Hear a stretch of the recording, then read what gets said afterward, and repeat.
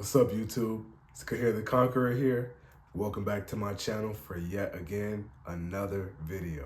Before we get started, I would like to say if this video helps you in any way, if this content resonates with you in any way, if you appreciate and like and enjoy anything that I say in this video, any part of this video, please like, comment, and or subscribe.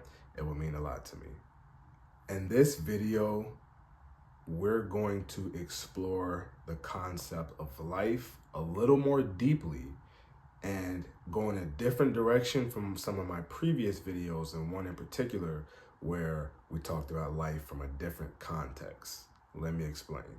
One thing that I want to get across in this video is that we wake up, go to sleep, wake up, go to sleep, and we go through this 24-hour period. We're here physical beings, which I don't know if you guys realize how crazy that is, on a planet floating in gravity in space. Like, that is crazy in itself.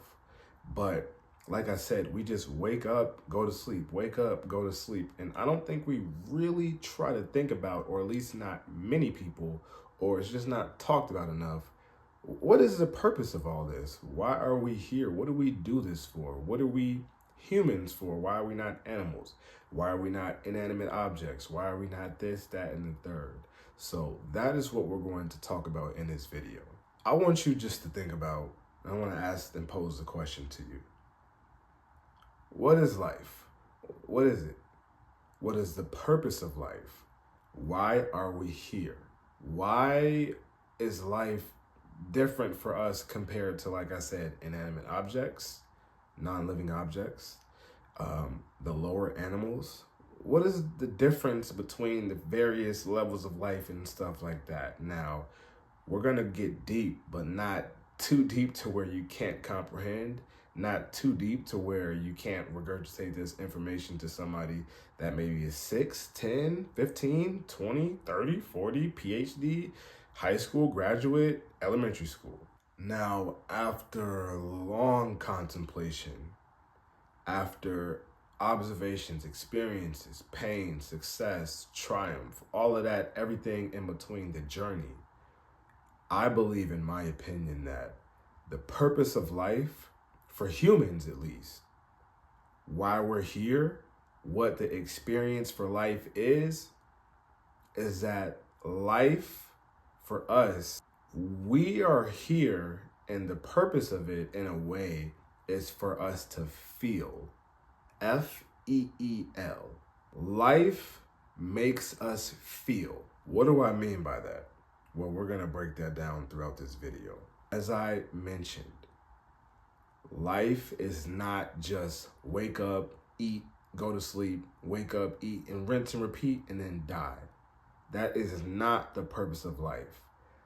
Like I mentioned, a billion gajillion times, life comes with a lot. There's good, there's bad, there's a cyclical nature. Life comes in seasons.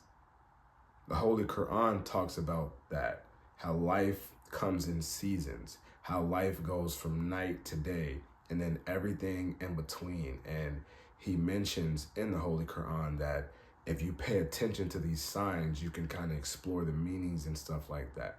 Now, I'm not going to pretend like I have any level of that knowledge, but I do believe that as I have matured and as I've contemplated all of this, because these are things that I constantly think about, I believe that we're here so we can feel.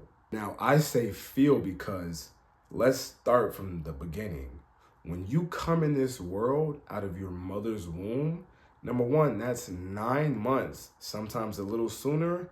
I don't know, but sometimes maybe a little later, but I know if you're premature and things like that. But 9 months, it's uncomfortable for you, and it's uncomfortable for your mom. It's even uncomfortable for dad if he's in the room and stuff like that. It's an uncomfortable process for the doctors, for the nurses, for everybody. It's high stress, all of that. Cortisol rising. In the womb for 9 months, that is the most optimal area for the baby to grow and develop in. It's tailored for a baby to grow and live inside of there and eat. And I don't even know if embryos and babies use the bathroom or whatever they need to do, but it's comfortable in that environment, but only for a temporary period of time. 10 months, 11 months, 12 months, you're not supposed to still be in there. Even like 3, 4, 6, 7 months, like you're supposed to stay in there. You get the point? It's comfortable temporarily, but it's uncomfortable, like I said, outside of the norm. It's uncomfortable for mom. It's a painful process coming from a very tight canal that expands to accommodate a baby. Some babies coming out 6, 7, 8, 9, 10 pounds. Some babies coming out bigger than others, smaller than others. That is what it is. It's uncomfortable for the baby. When the baby comes out, it's in a natural environment. Now it's in an unnatural environment. There's strangers around, lights, air is different. The baby's screaming and hollering. It's painful for mom, as I mentioned. I'm not a woman. I don't know what that feels like, but I do know it hurts. I do know it's uncomfortable. It's a painful process. Like I mentioned, it's uncomfortable for dad. If he's right there, she's holding on to him, screaming. The doctors, the nurses, everybody's frantic because they're trying to make sure that that baby comes out safely and that mom's okay. We're here to feel. We feel in the very beginning. That's just one example. Another example is we feel wins, losses, pain, suffering, etc. Life is cyclical. No matter who you are, rich, poor, black, white, Mexican, tall, short, etc., etc., etc., you're going to feel. At some point, loved ones, people you know, will not be here anymore physically on this earth. Painful process. You're going to feel. At some point in life, if you're lucky, because it's actually a privilege to experience love, you might experience heartbreak. You're going to feel. That hurts. It's not a comfortable process, usually for both sides. You're going to feel. We're going to feel. These experiences shape, mold, and teach us valuable things. They allow us to experience the human experience, the human elements of life, which is different from most of the lower animals because some of them mourn their young. It is painful for some of them and probably a lot of them to bring young and offspring into the earth. And they experience pain and they get hurt and injured and things like that. But to my knowledge, many of them, as I mentioned, don't have the emotional capacity to be able to express that. They just shake it off and keep going because their nature is to just keep going and do what they're stuck doing. We get to feel. You're going to win. You're going to lose. You're going to probably be successful in some endeavors. You're probably going to fail at some things in life. Life allows us to feel. Who I believe is God and our Creator allows us to feel so we can learn, so we can grow, so we can be thankful for these experiences.